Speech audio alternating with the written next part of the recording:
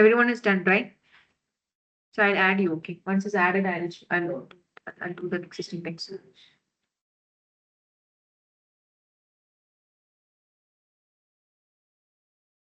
So we already completed advantage and disadvantage, right? So when you're talking about advantage and disadvantage, inside this advantage, regarding advantage and disadvantage, you got an idea, right? I have taken these things for you guys also, right?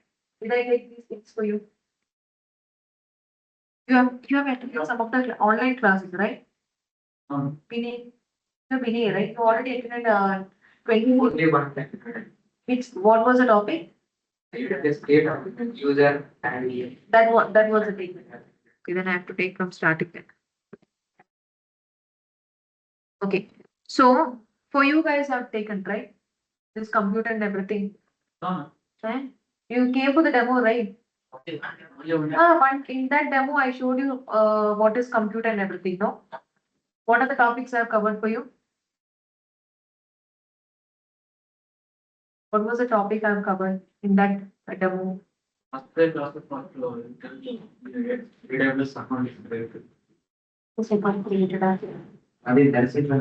is yesterday. You came for demo, right? In demo class, in first day, demo class you came for offline class, right? So at that time, what was the topic I've taken? Right. So you can see a computer, right? So you might be familiar with computer and everything. So same idea. So you can see so almost time. So like 3 minutes will take and existing class will continue tomorrow, right? Because we was doing the meets and everything. So he was okay. It is an electronic computing is also called as what? Electronic. It is okay. So why it's called as electronic device? Do you have any idea? Do you have any idea why it's called as electronic device? Because, for example, electricity, that means a system or a lab or phone needs a electricity power. So without a power, they cannot survive, right? So that's why it is called as electronic devices. And it can understand only machine language. Machine language means what? A binary language which comes zeros and ones. And in modern computers, we are using programming language to do the task. For example, you might be familiar with C++, Java, Python. You might be like, what are the streams? What are the values? You guys are BC, right? What you have done? Engineering. So have you learned about the computer and everything? No. So do you know what are the different types of cloud means programming languages? Python, Java, C++, like that, right? You know these things and everything. So for example, if you're talking about 500 years before, there was no innovations of computer or anything. So they used to write a notebook, right? So after the innovations has been implemented, what happens is that they started to use the programming language like C++, Java, Python inside the computer. So when you're using a mobile phone, you can't do these things. So there are some of the restrictions and everything will be there. But when you're using computer, what happens is that you can easily do these things and everything. So there won't be any restrictions or anything. And in a computer, they'll be having some of the basic components like RAM, ROM, and CPU. So RAM, ROM, and CPU means RAM means random access memory, ROM means read-only memory, and CPU means central processing of the unit. So this is coming under where inside the computer. But when you're talking about the server, do you have any idea regarding server? Do you have any idea regarding server? So a server is also called as supercomputer. So do you know what is server? Do you have any idea regarding server? You might be right. The server is the internet password. Okay. Then it can be stored multiple Stores in the stores all the data and everything, right? So a server is also called as a supercomputer. Why? Because it's having multiple RAM, ROM, and CPU. So that's why it is called as a supercomputer. And a server will be attached or it will be connected to multiple devices also. It won't connect to one device. It would be connected to multiple devices. As per a server can be physical server and the virtual server. So physical server means like you can see and you can touch like PC and everything. So inside this PC, have you observed C drive and D drive? Have you observed C drive and D drive? No. No. Observe, no. Computer. Why you guys are not observed? Inside this PC, have you seen C drive and D drive? This one, look it here. Have you observed? So this is called C drive and D drive. So for example, this C drive and D drive is called as what? Virtual. It can be seen, but you can't touch. Both. So for example, inside this is the board. You can see and you can touch. But can you see, can you touch the screen or can you touch the letters? No, that is called as virtual. Okay. So a physical server is divided into multiple what virtual server. To do that things and everything, they need a lightweight software called hypervisor. Imagine you're using WhatsApp. Okay. So when you're using a WhatsApp also needs a data center. Right. So that is the physical device. So imagine you're using WhatsApp. Do you want any data center? If you're using a WhatsApp from here, are you connecting any data center from here? No, right. So for example, that is connecting to a server or disconnecting through a physical virtual server. So a physical server is divided into multiple virtual server by installing a lightweight software called hypervisor. And this altogether process is called as virtualization. Okay. In AWS, same thing has happened. You already created a portal, right? To create a portal, do you need a data center? You already created AWS account, right? To create an AWS account, you need inside behind you or near you, you want a data center. Yes, sir. Okay. Did you build any data center near to you? No, right. So you don't want any data center. So it is already inside the computer that will be managed by whom? By the provider itself. For example, same thing is happening inside where? Inside the AWS also. So inside this AWS, what is happening is that a physical server is divided into multiple virtual server. So that's why you are able to access inside the AWS console. So for that hypervisor, for the lightweight software is called as 𝗖hypervisor. We will pronounce as a Z, but the spelling is XEN. Okay. So this is how a physical device will be converted as a virtual server. For example, inside this PC, this is the PC, this is the physical device. Inside this physical device, we have a C drive and D drive. Do you know how it is divided? No. But you know, right now, you know, with the help of lightweight software, it has been divided, it has been partitioned. It has been divided into virtual server with the help of lightweight software called hypervisor. And that total process is called as what? Virtualization.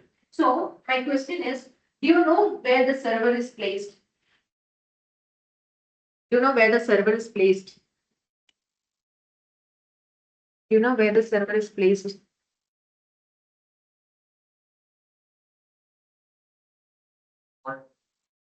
I'm sorry.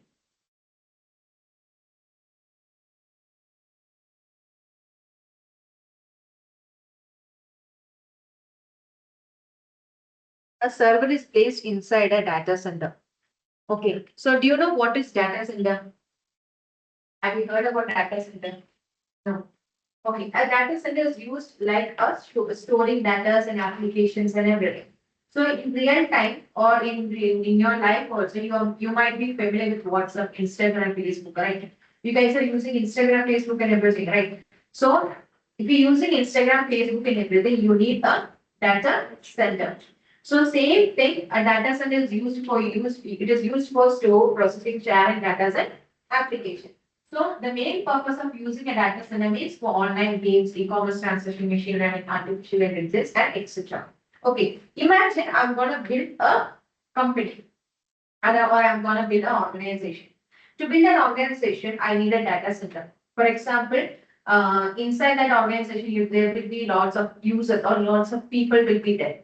So these people's credentials and everything, important documents and everything should be stored in where? Inside the data center. So to maintain a data center, it's not an easy thing. Okay, it takes 50 or 1 CR. 50 lakh or one crore. Okay, to build. As per, if I'm building the data center also, it will invest more money. Right, it will invest more money and it will take too much risk. Why? Because imagine I build one data center. If something happens to this data center, entire data will be gone, right? To do that, we have to take a one more backup data center. To do that, to build that also, I need to invest more money and risk and everything. As per my company is becoming like it is becoming good. It is becoming processing and everything. Okay, what happens? I need to buy more data center and everything. So imagine this is Amazon data center. Can you predict how many data centers will be there? You can't predict how many data centers will be there.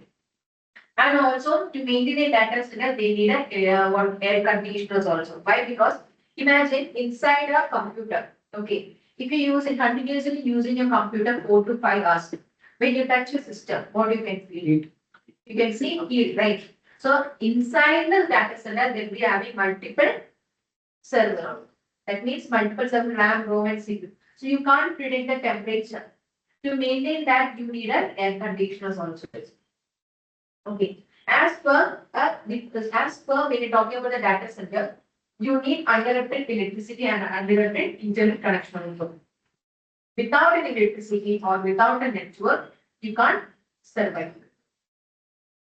That is the main thing. Okay. So when my company is migrating towards a cloud, imagine my company is migrating towards a cloud. Everything will be handled by the provider. So for example, you're using WhatsApp. If the WhatsApp is not working, you guys are resolving or who's resolving it? You'll be resolving, yeah? How will you resolve?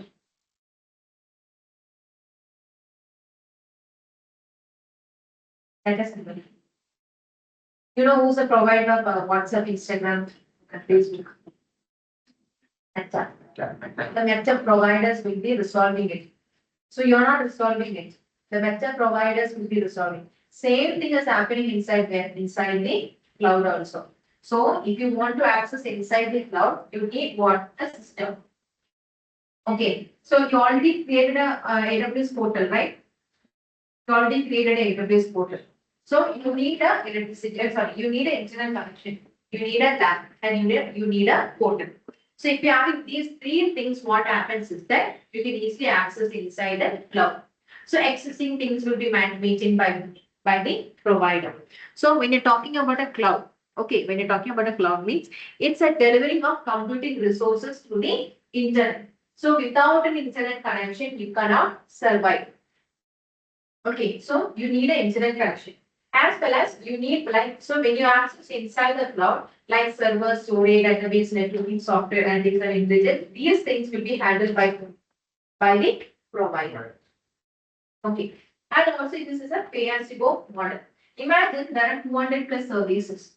Inside the services, if you're going to use only 10 services, for the 10 services only you have to pay. For existing things, for 190 services, you don't want to pay any amount. What are the things you're using? For example, you're going to a restaurant. Okay, can you eat all the food? If you want, you can eat. For that, you have to pay. Right, same thing. What are the food you're eating? What are the things you're eating? For that, you have to pay. Same thing is happening where? Inside the cloud also. As per, it can access anywhere, anytime with the help of internet. If you have an internet, like WhatsApp, if you're using WhatsApp, you need internet connection, right? So if you have an internet connection, you can access. Right. Same thing is happening inside where? Inside the cloud also. And also there are different types of cloud computing providers that is AWS, Microsoft Azure, GCP, IBM, Oracle, then Alibaba. Like there will be lots of cloud computing providers are. So and also there is no need of data center. Users, you are the users, right? So users does not want to buy any data centers or anything. So these things will be handled by the providers. And no need of worrying about security, software, updates, and servers and hardware. So for example, imagine if something is happening to WhatsApp, who's resolving? The Meta providers will be resolving. You guys are not resolving anything. Same thing is happening over here also. If anything, if there is any problem regarding server problems, if there is any problem regarding hardware, if any problem regarding security, these things and everything will be handled by the provider itself. So there is no need of updating or anything. So when you go to the Play Store, if you want to get an updated version of WhatsApp, you have to update. But here there is no need of updating also. It will be done automatically by the provider. And easily scale up and scale up. So if you want to create instance automatically, or if you want to create instance, you can easily scale up. You can, as you wish, you can easily create the services also. So the main interaction is between you and the portal. So there is no third party. You don't want to ask any other permission. If you want to create some of the services, you can create. If you want to delete some of the services, also you can do. That is called scale up and scale down. So when you're talking about advantage and disadvantage, what will be the advantage and disadvantage in AWS?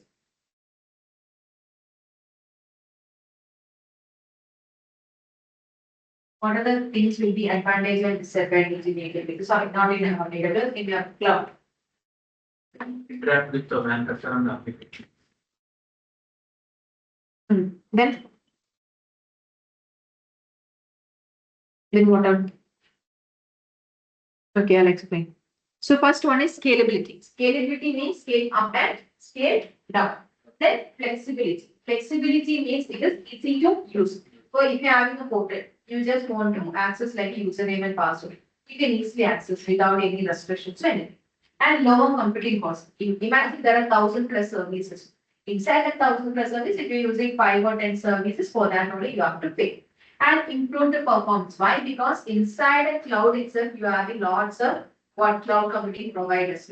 Among them, you can select whatever the services you want. And also within fractional seconds also, you can easily create the services also. So it is very improved performance. The performance and everything will be much more higher. Okay. And also advanced security. Do you know what is MFA? Multi-factor authentication. You might know. Two-way verification.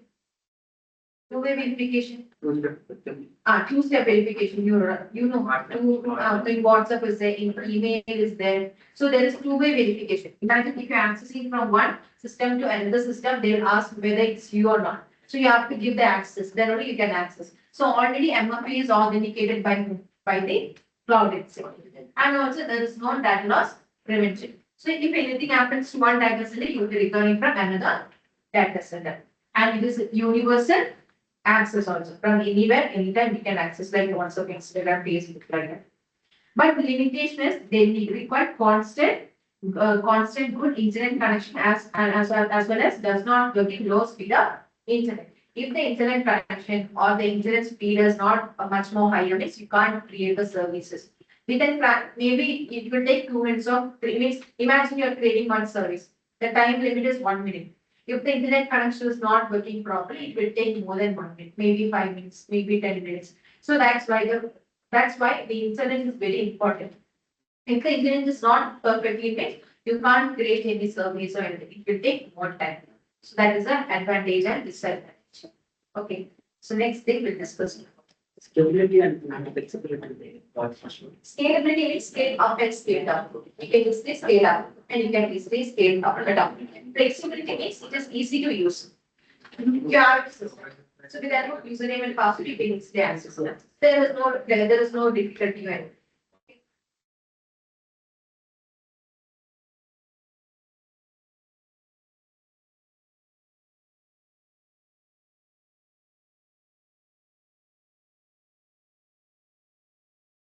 Okay, so you guys are there in a meeting, right?